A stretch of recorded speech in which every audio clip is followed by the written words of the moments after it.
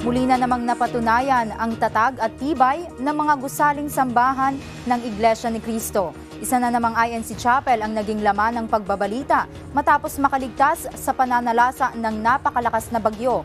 Ang pangyayari ay naganap sa Saipan, isa sa mga isla sa Northern Mariana Islands sa Western Pacific kung saan dumaan ang Typhoon Sodelur na ayon sa mga International Weather Agency ay pinakamalakas na bagyo sa buong daigdig ngayong taon. Talagang heartbreaking yung nangyari kasi sa TV daming casualties, damages sa structures. Isa lang yung naalala ko yung mga nag-survive na structure. Isa yung yung sa Iglesia ni Cristo. Talagang yung struktura ng Iglesia ni Cristo. Talagang masasabi mong kayang mailigtas yung mga tao sa in case na may sakuna doon sa loob. Kilala ang INC sa pagkakaroon at pagpapatayo ng mga sambahan o kapilya na ginagamit nila sa mga pagsamba. Sa maraming pagkakataon ay napatunayan na ang tibay ng mga sambahang ito kagaya ng inyong nakita sa simula ng episode na ito. Isang mahalagang tanong ay papaano nga ba nagpapatayo ng mga kapilya ang Iglesia ni Cristo? Bakit matitibay ang mga ito, lalo na ang mga moderno o bago nilang estruktura? Mayroon ba silang sinusunod na polisiya o kakaibang pamamaraan? O kagaya lamang ng iba na maitayo na lamang ito para may magamit kung kinakailangan? Ano ang nakitang dahilan ng mga nag-obserba o nag-monitor sa pagtatayo ng ilan sa mga ito? Narito ang ilan. Isa po to sa naobserbahan ko na maganda ang quality ng construction, ang paggawa. Yung construction methodology po niya is lahat po ay reinforced concrete. Yung lahat po ng member wala pong ginamit na hollow blocks or SHB. Yung quality po niya is high-end po siya. Kaya sa tingin ko po, kaya po nitong i-stand ang lindol or anumang calamity. Sa Mindoro yan, paano naman kaya yung itinatayo sa ibang lugar? Halimbawa ay yung nandyan sa San Jose, sa Tacloban, sa Leyte. Napansin ko kasi during the construction process dito, nakikita ko talaga yung yung formworks talaga nila sa pag-build ng mga arcs. Buhos talaga yung gamit nila, reinforced concrete. Hindi tinipid, magastos kung titingnan. Kung hollow blocks ang gagamitin o kaya ay hindi buhos ay makakatipid ka, di po ba? Dito ay maliwanag na pinagkagastusan ng kapatiran ang kanilang kapilya. Talagang hindi tinipid. Tinangnon ko kanina, sir, kung yung mga materials ba na ginagamit is nasa local or within dito sa atin sa Tacloban. Ang sabi is talagang from central office po ninyo. Fabricated talaga. Kasi talaga siya kung makikita mo yung details, napakaganda talaga ng mga design na nandito. Kalidad at wala makikitang substandard. Paano naman kaya yung safety ng gusali o ng mga dadalo rito? Nakita rin ba yon ng pamunuan ng iglesia at isa sa ikinonsidera sa pagtatayo ng kapilya? Nakita naman natin dito na yung structure is elevated siya from dun sa road. So, I believe na because of the structure, kung meron mang mga calamity na darating, this would be very beneficial sa ating, hindi lang siguro sa ating mga members, siguro sa ating mga people dito sa Tacloban City. And with that, talagang napakalaking tulong itong structure na to na nandito sa Tacloban City. Hindi lang sa design, but sa functionality and for mga disaster calamities na alam naman natin na ang Tacloban City ay talagang daanan ng mga bagyo. Kung singlakas ni Yolanda ang hahampas sa'yo, kailangan mo nga ng matibay at elevated na estruktura na sa aking nabalitaan ay napatunayan naman ni Kuya. Bali, hindi kami muna tumuloy dito. Kaya akala namin hindi lalaki yung tubig. Mabuti na lang may kapilya dyan. Kung wala, disgrasya talaga kami lahat. Yan ang nakasurvive sa amin. In terms of compliance, sabi nga, sa mga requirements ng gobyerno, ano naman ang nadiskubre ng mga nag-inspect sa mga sambahang ito? Baka may mga portion na dinaya para makatipid, less gastos kumbaga. Halimbawa, Requirement ng gobyerno sa mga itinatayong gusali na dapat ay may access para sa mga PWD o yung people with disability. May ganito ba sa INC sa kanilang mga kapilya? Ito ko yung yung kung gaano ka pulido, gaano ka compliant yung mga design. Kasi sa design hindi lang naman isa yung tinitignan namin eh. Yung mga compliance niya sa electrical, sa structural, talagang sa part ng engineering compliance ay sigurado ako na compliant. Lalo na ito sa PWD, hindi nalimutan talagang makaka-access yung mga PWD. Hindi sila mahirapan. Talagang yun yung natin sa mga tao makapasok. Siyempre, ang isang dapat siguraduhin sa pagtatayo ng anuman, lalo na sa konstruksyon, kagaya ng mga kapilya, ay yung safety ng mga manggagawa. Nasubukan nyo ba na makakita man lang kung paano sila gumawa at magtrabaho sa kapilya nila?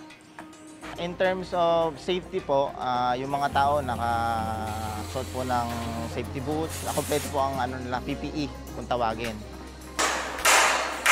Alam niyo po ba mga kababayan na weekly ay kung ilang kapilya ang natatapos nila at ini-o-offer sa Diyos bilang sambahan? Araw-araw yata ay meron. Batay sa mga obserbasyon at karanasan ay napakabilis magtayo ng mga kapilya ng INC na kung sasabayan mo sila ay maiiwanan ka ng milya-milya. Sa loob, pero nakikita ko sa labas yung development. Sa labas, nakikita ko dati simula sa maliit na structure hanggang sa gulatan na ako yung pag-akyat niya hanggang matapos. Napag-alaman ko din, sir, based kanina nagtanong ako, na yung mga workers talaga ninyo dito is talagang mga skilled from INC talaga. So, kung ganun yung mindset, meron pala talaga kayong engineering na parang construction na nagfo-focus, definitely the structure will withstand talaga. Ganyan kaorganisado ang simbahang ito sa pagtatayo pa lamang ng mga kapilya. Skilled workers ang mga gumagawa. So wala yung tipong naipasok lang ni Uncle na wala naman talagang alam, Sus Maria. O kaya ay, sige, pwede na yang alam mo, iho. Sige, makatapos lang tayo. Aro, Diyos ko. Kayo po, sabi ng kapatiran ay welcome daw po na pumasok sa kapilya nila ang sinuman. Totoo po ba yon? Ano po sa palagay po ninyo? Kayo po, di po ba't kayo ay nakukulitan sa mga kilala nyong INC na anyaya ng anyaya sa inyo? Pinagtataguan nyo nga po, di po ba? At ang sabi nyo ay tamaan man kayo ng kidlat ay hindi kayo papasok sa kapilya nila. Eh di ganito na lang po, ano kaya ang magiging karanasan po ninyo pag pumasok kayo sa kapilya ng iglesia? Itong si ate halimbawa, ano kaya ang kanyang masasabi? First time to enter Iglesia ni Cristo na church. And talagang ako ay mamangha, no? As a civil engineer naman, based naman sa mga designs, ako'y namangha kasi yung Iglesia ni Cristo na church, meron talaga siyang uniformity ng mga design. And then pagpasok mo pa lang dito, parang nafe-feel mo talaga yung ambience ng yung sa structure at ng church ninyo. Kasi very minimalist lang kasi yung design. So kung nandito ka, although maganda, hindi ka made-distract, yung very eyesore, ganun. So, kasi maganda din kasi yung color combination. Yung tone kasi ng color is, parang pag nandito ka sa church is parang very solemn. Parang hindi ka nade-distract. So, pag nandito ka sa loob ng church, yung feeling niya is very light, very solemn. O di po ba iyan ang gusto po natin? Yung solemne ang sambahan. Mafe-feel natin ang Holy Spirit. Pag nag-pray tayo ay parang katabi lang natin ang Diyos na hinahanap po natin. Hindi tayo distracted. Sa kulay pa lang na iyong makikita at sa ambience, sabi nga ni ate, kung ayaw mo pong maniwala sa akin ay yung magiging karanasan mo po ang iyong paniwalaan. Simulan mo sa labas ng kapilya kung ano ang iyong maoobserbahan. Exterior naman, nakikita mo talaga yung magandang finish sa building tayo na structure. Maganda talaga yung pag-finish sa mga walls, sa mga edges. Yung architectural niya, maganda. Yung mga lights, maganda yung coordinate ng architect at saka ng civil engineer when it comes to designing.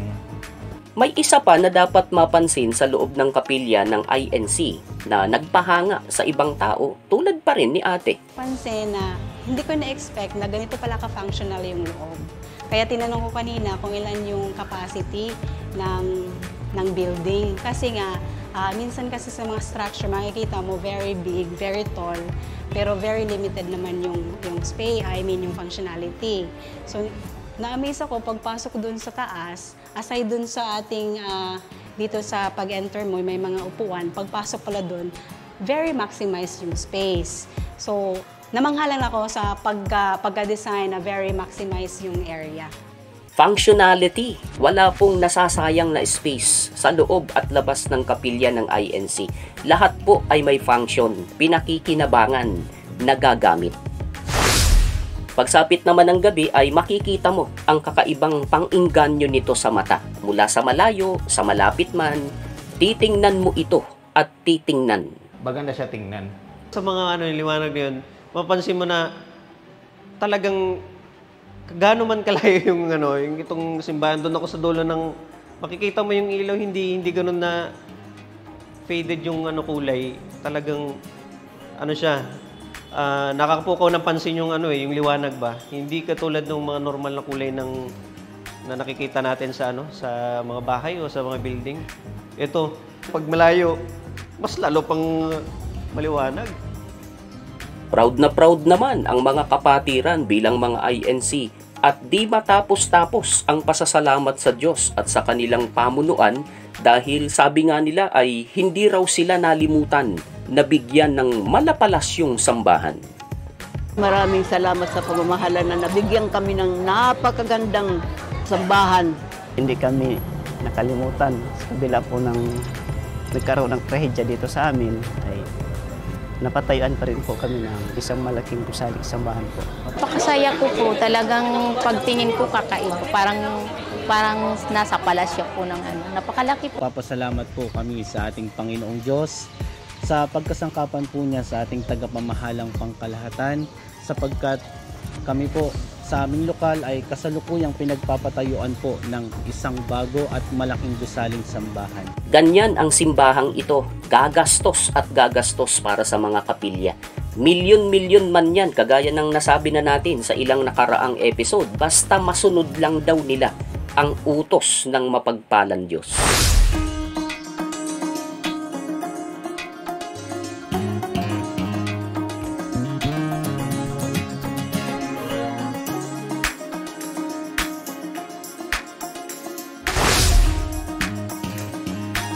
Itong kapatiran, sa sobrang kasabikan, tapos ng kapilya ay agad masilayan. Mapababae, mapalalaki, nakibataris na hirang, anumang maitutulong, ang kapilya ay matapos lamang. Binabati ko po si Mami Nita Manuel ng lokal ng Cabanatuan City, masugid nating taga-subaybay. Kumusta po kayo at ang inyong pamilya? Sana po ay palagi kayong malusog at more power po sa inyo. Binabati rin po kayo ni Lisa David. Salamat po. Binabati ko rin si Rose Santiago at ang kanyang fiancé na si Minerva Ventura sa kanilang nalalapit na pag-iisang dibdib. Maraming salamat po sa inyong imbitasyon. God bless po sa inyong dalawa. Pagbati rin sa mga kapatiran dyan sa lokal ng Toronto, Canada mula kay Carmelino Gyao. Shout out sa kapatiran sa buong mundo mula naman kay Carolina Lagyap. Maging dyan sa lokal ng Paraiso, distrito ng Tarlac City, Tarlac mula kay Jeffrey Valdez. Happy Centennial Anniversary po sa distrito ng Pampanga mula sa lokal ng EGM Avenue mula kay Bryza TV. Congratulations po sa inyo, maligayang pagdiriwang po. Shout out pa rin sa lokal ng Coron, distrito ng Calamian sa pamilya Gugma, Castil at Arevalo mula kay MR Love. Happy viewing po sa inyo dyan. Happy 8th year anniversary po kina June Reyes at Angel Milano Robles. Congratulations din po sa inyo. More power po sa inyong dalawa. Shoutout din kay Zane Lara ng Bagakay, Camarines Sur mula kay Ariel Roca. Kumusta po? Shoutout din natin si Lady Kadiwa. More power din po sa iyo. Ganon din kay Merkels TV dyan sa Quezon, dyan sa Bukidnon, sa Mindanao. Salamat po muli sa mga tagapanood. Ingat po tayong lahat mga kababayan.